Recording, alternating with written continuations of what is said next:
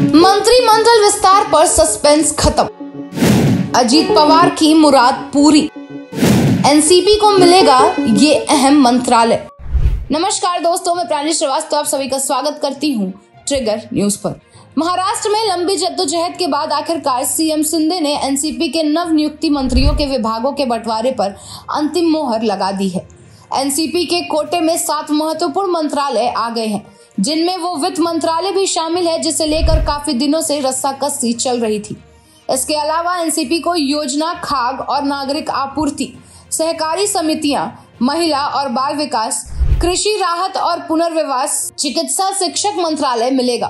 Portfolio वितरण की सूची का औपचारिक ऐलान जल्द ही होने की उम्मीद है। इस बीच मुख्यमंत्री कार्यालय के अधिकारी राजभवन पहुंच गए हैं।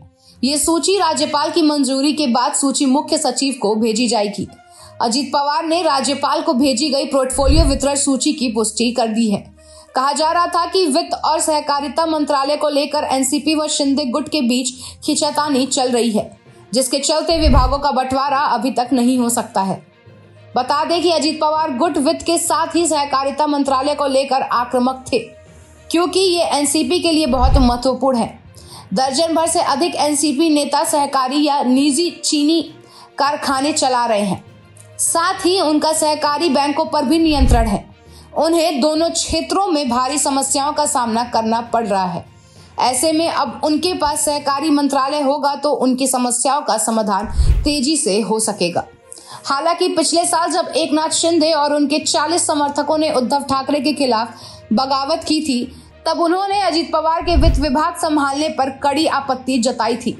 उस दौरान शिंदे और उनके खेमे के विधायकों ने आरोप लगाया था कि फंड वितरण के मामले में अजीत पवार पक्षपात कर रहे हैं। वह शिवसेना के निर्वाचन क्षेत्र में एनसीपी के नेताओं को अधिक फंड दे रहे थे और ऐसा करके वे शिवसेना को कमजोर करने की कोशिश कर रहे थे। इसके बाद शिंदे गुट के संजय सिरसाट, गुलाब राव पाटिल, दीपक केसरकर, भरत गोगावले, साहजी बापू पाटिल और कई अन्य लोगों ने अजीत पवार पर खुलकर आरोप लगाए।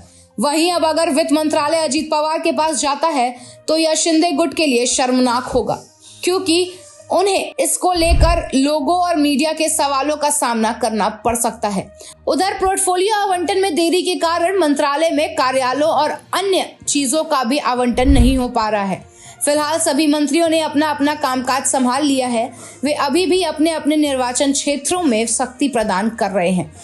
अभी वीकेंड पर ही एनसीपी मंत्री अनिल पाटिल, छगन भुजबल, हसन मुश्रीफ और अन्य पार्टी में बगावत के बाद अपने अपने निर्वाचन क्षेत्रों में पहली बार पहुंचे।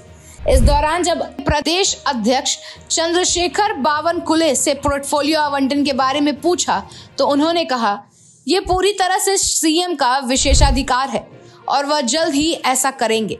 सीएम और देवेंद्र जी तथा अजीत पवार का एक दूसरे के साथ बहुत अच्छा तालमेल है, इसलिए इसमें कोई समस्या नहीं है, ये जल्द ही होगा। बता दें कि पिछले रविवार 2 जुलाई को अजीत पवार ने उप मुख्यमंत्री और छगन भुजबल, दिलीप वलासे पाटिल, हसन मुश्रीफ, धनंजय मुंडे, संजय बनसोडे, अदिति तटकरे और धर्मराव बाबा ने मंत्री पद की शपथ ली थी। एनसीपी संस्थापक शरद पवार गुट ने उन 9 विधायकों को अस्थायी तौर पर निलंबित करने की मांग की है, जिन्होंने अजीत पवार का समर्थन किया है और शिंदे सरकार में मंत्री पद की शपथ ली है। इन विधायकों के खिलाफ एनसीपी विधायक और ग्रुप लीडर जयंत पाटिल ने विधानसभा स्पीकर हाउस में याचिका दायर की है। याचिका में मांग की गई है कि इन विधायकों को अस्थायी तौर पर निलंबित करने की कार्रवाई की जाए। Bureau report, trigger news.